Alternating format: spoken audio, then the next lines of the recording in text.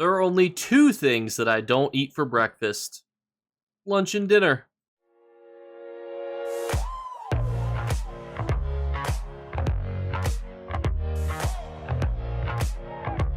What's going on, YouTube? We're inside the Hollow City, inside the Cold Harbor, outside the plane of existence to go over our first of two weekend vendors. Now, we were hoping for shrines, and by golly, they have given it to us. I absolutely love these shrines. They have different religions. For example, you have the Alinor shrines. Now, granted, we don't really support the Dominion nor their gods here, but we do have to admit that their shrines do have some drip.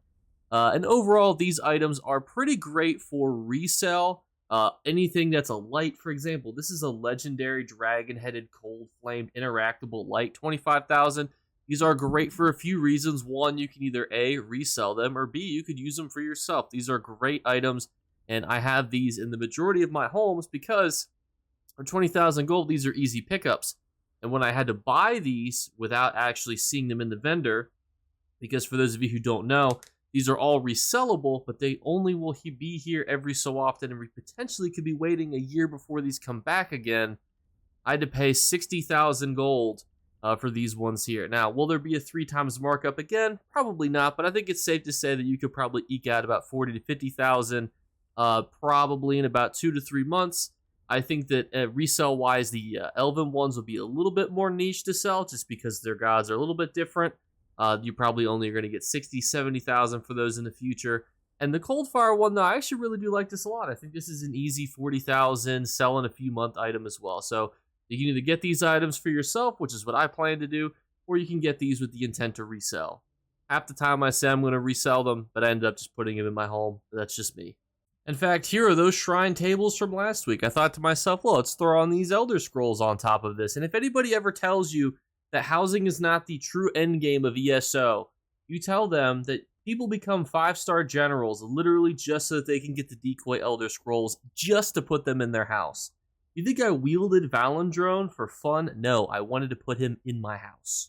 And before we jump into our next vendor here, just a quick reminder, if you would not mind, hit the subscribe button, hit the like button, and let's talk about our actual golden vendor. And we start off with Dark Striders. This reduces the cost of sprint and sneak by 50%.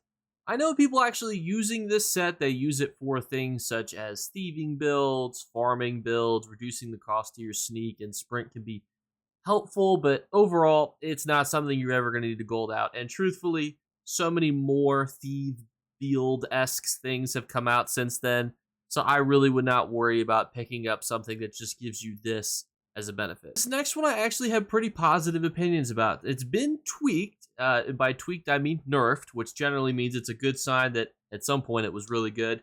When you deal damage with an execute ability, you deal damage up to 3/3/4/2 poison damage over 6 seconds, and you deal 100% more to enemies below 100% of their health, so it will scale damage-wise based on how much health they're missing. And overall, I actually really like this set. It does come from the Imperial City Prison, which can be really annoying to farm. You can use key fragments to get it easier if you want to roll key fragments for your Imperial City chests. I think ever since sets like Calorians have been nerfed, I think this is a perfectly serviceable ganking set. Is it one that I would say is an S-tier ganking set? Probably not quite that high, but I'd say it's an A-tier set. And I could firmly say that. So for me, it's a good set. It's a good PvP set. If you're looking to get a Nightblade, this is a really good one. And getting a necklace is a great head start because you get the necklace, you can cure it. That's one curated drop now that you don't have to worry about. Next, we have Warlock. Now, Warlock is one of those old sets. When they were putting Uno into the original Xboxes, that's when people were using the Warlock set. It has since been nerfed quite significantly. When you cast an ability that costs resources while under 25% magicka, you restore 11,350 magicka. This can occur once every 45 seconds. Now, this may surprise you, but getting a benefit every 45 seconds is a bit of a long time, especially because this is really only ever going to be used for PvP, because if you're parsing or doing DPS or doing any sort of PvE content, you probably don't need to just shoot up 12,000 essentially magicka on a whim. So overall, this is a bygone set. It's more of a relic these days, but this used to be the bee's knees, but unfortunately, bees don't have knees. Now we have Prisoner's Rags, which comes from Cold Harbor, which is important. Why is that important? Well, because there are no anchors in Cold Harbor, there are no world events in Cold Harbor, meaning jewelry can be really annoying to get, and the chests there are really finicky to find, even with more notable chest routes. So, this could actually be a decent money for value. So what are the utilizations for the Prisoner's Necklace / set? Well, it reduces the cost of your sprint by 50%, and then while sprinting, you restore 1035 magicka every 1 second. And I did a bit of research on this set because I had heard that this was actually a pretty popular set for PvP, and I thought to myself, what? And then I saw what people were using it for, and they were using it for Oaken Soul werewolves. So essentially, by sprinting as a werewolf, they were using less sprint speed, and they were using that to regenerate their magicka. Now, magicka is basically the easy heal that werewolves have. So in theory, this is apparently the best in slot werewolf Oaken Soul build set right now, with sets like Wretched Vitality to go with it. I don't necessarily suggest that you play a werewolf, especially an open world Cyrodiil, because you're likely going to get targeted first because you're bigger, and people feel pretty negatively about werewolves in PvP. The ESO community has actually watched all of the Twilight movies, and everybody is on Team Edward. So unfortunately, it's going to lead you to be getting targeted.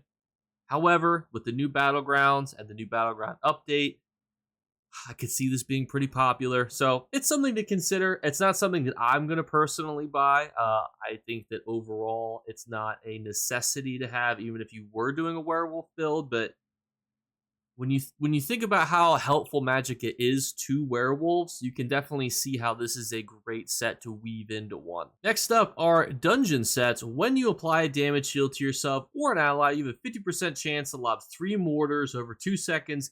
You deal some flame damage. This is definitely an interesting set. I've heard of people using this still.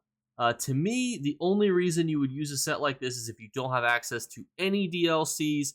And spoiler alert, if you don't have access to any DLCs, the set below this is infinitely better, so let's just jump into that one. Next up, we have Stormfist from Tempest Island, and this is a really unique one because essentially what it does is very simple: creates a little thunder fist, crushes them, deals damage, and all sorts of other things that help you, physical damage, all sorts of good stuff, right? It's a very PvE-centric focused set.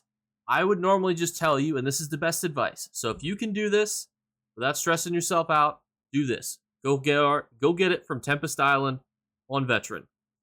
It's just that easy. It's not a hard dungeon. It's very straightforward. It's a base game one. People still farm it decently regularly, and overall, it'll just be worth it for you as a player to do that. However, 30% of my audience has never done a dungeon on Veteran before, and the number one reason for that seems to be that there's definitely a lot of stigma or worry that when you go into a dungeon, your DPS isn't going to be high enough, you're not going to know the mechanics, and you really want to make sure that you're ready to go before you do your first one. And I totally get that.